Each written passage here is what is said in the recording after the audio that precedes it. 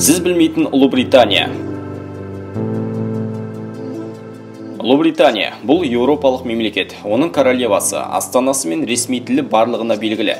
Сондықтан бұл видеода сіздерге дәл осы ел туралы тың әрі қызықты фактілерді ұсынатын боламыз. Ұлыбританияда сол жақта автокөлік жолдары өте көп. Ағылшындық Эдинбург қаласы өзіндік өрт сөндіру қызметі пайда болған әлемдегі тұңғыш шаһар. Супер Ламбанана, Ливерпульдің символына айналған бұл мүсіннің атауы 2008 жылы пайда болды. Құйрығы банан, ал басы сиыр немесе ламаның пішінінде.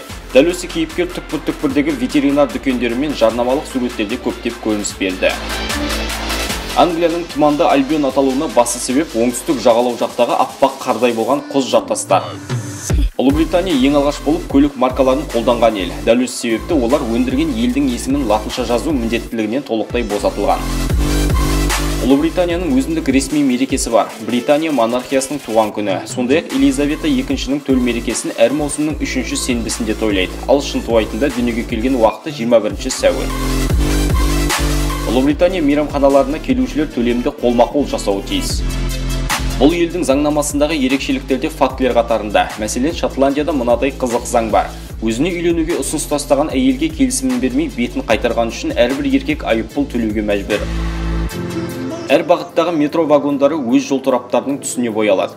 Жауынға арналған жадағайларды шотландиялық химик, суретші әрі архитектор Чарльз Макинтош ойлап тапқан. Және әлі де болса осы елде бұл нәрсе аталған өнертапқыштың есімімен аталады. Мак. Англия мен Ирландия парламентінің актісінде әлі күнге дейін иленген теріге мөр басады. Бұл елде кезекке тұрушы мамандығы бар. Егер 2-3 сағаттық жұмысыңыз болса, 30-40 фунт төлеп бұл мамандарды жалдап кетсеңіз болады. Қайтып келгенге дейін орныңызды ешкімге бермейді.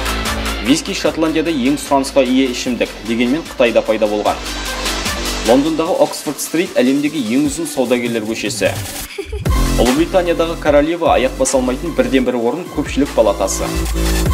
Спорт, ауа райы және X-фактор мұндағы халықтың жиі әңгімелесетін тақырыбы.